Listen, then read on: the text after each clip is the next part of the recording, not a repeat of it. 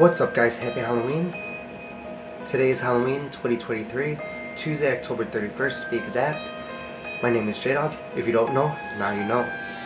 In today's video, I'm going to go over the reviews of the two haunted houses that I went to this Halloween season, which were pretty amazing. So let's get started. The very first haunted house that I went to was with Monica back on September 22nd, called Disturbia Haunted House in Downers Grove, Illinois. Now this was opening night for them, so I wasn't expecting a whole lot, but it was still amazing. We got to this haunted house a little after they opened, they opened around 7. We got there about 7:15. We bought our tickets once we got to the haunted house. So you could buy them online or you could buy them on site, and that's what we did. We bought them on site. We got into the queue line. There were a lot of scare actors in the queue area scaring patrons, as well as taking pictures with them, which I thought was amazing for them to do. We stayed in line for about 30-40 minutes at the most, and they had music playing. They had a skeleton DJ, which was amazing to see. So once we got up near the front, they paired us with a party of 3 or 4 in front of us, and we went into a holding area where they basically went over the safety talk, what to do, what not to do in the haunted house. After that, all of us got in, and the group of 4 started walking really fast in front of us, which I thought was perfect for me and Monica, so we could get the scares as well. Some of the areas in this haunted house were dead zones, which means that there were no scare actors in those sections, which is okay. I mean, I understand it was opening night, so they weren't fully staffed, but that didn't bother me in the slightest. It was a really, really good haunted house. I honestly enjoyed it. They did have chainsaws, which I like. Monica didn't like it. She doesn't like the chainsaws, but I liked the chainsaws. And I did get a couple of good jump scares, which was surprising because I don't get scared easily. But all in all, this haunted house was amazing. It took us about 25-30 minutes to get through the entire haunted house, which is fine. It was a slow pace walk for us, so we got a lot of scares. And like I said, with the dead zones, whatever, that's fine as well. The only negative side was a lot of the sound effects that they used seemed to be extremely loud, and they used so much fog that it gave me a headache. And let's just say after we got out of the haunted house, my legs were like jelly. I couldn't believe it, like how bad my legs were. So with this haunted house, I would give it 8 out of 10. I was hoping to go back later on in the season, but I couldn't, and I'll tell you guys why after the second review. But this haunted house was fun. I enjoyed it. Despite it being opening day, they knocked it out of the park. The second haunted house that we went to was Dungeon of Doom up in Zion on September 29th, 2023, which was also opening night for them. This time, besides being me and Monica, it was her girlfriend Adriana and our friend Alvin, aka Chipmunk, and I know you've seen him in other videos on our second channel, paranormal channel, so he went with us to this haunted house. And this haunted house is billed as the longest haunted house and the largest haunted house in the Chicago area. So we go there, we all bought our tickets online, which was the smart thing to do. We get there, there's a couple of scare actors in the queue area, and once we went through the queue, we got into the line to get in. They put us into a room where they take our photos, which was cool, and they put us into a little holding area where they go over their safety talks.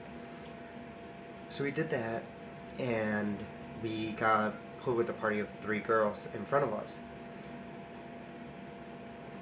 The lady that was in there doing the safety talk, she was basically talking about her pet snake, that she had on a stick, which was funny as heck, but whatever. So after that, we got into the haunted house, and we were keeping pace with the 3 girls in front of us. And I want to say it was Adriana, she was in front of us. I told her, slow down, stop walking, let the girls get ahead of us further so we can get scared as well. We did not see these girls again until we got into the second part of the haunted house where they stopped everybody, which was going into the new section of the haunted house called the hospital. So when we were waiting, a guy wearing a Wicked t-shirt ran up behind us and was just standing there. I'm like, okay, cool, whatever. 3 girls went in, did their thing. My group plus the guy in the Wicked t-shirt also went in, and we started walking through. There's a section where it's an elevator, like a realistic elevator, and this was pretty amazing when we went into it. The guy, right as the door closed, the guy in the Wicked t-shirt, he was like, you're probably wondering why I brought you here. And the elevator started moving, and it felt like it was crashing and everything. The floor started moving, like I was falling over, trying my hardest to stand up straight. I couldn't. I was like falling over all over the place, which I thought was amazing. Anyways, so when it finally stopped, the elevator door opened. I thought we were in the same area, which we probably were, but it was just a completely different setup. And one of the actors that was there by the elevator door said something, and the guy in the Wicked t-shirt said, "Stop it, you're not my mom," and started like ran. And we never saw this guy again. I think he was an infringement of my imagination. I don't know if he was real or if he was fake. I don't know.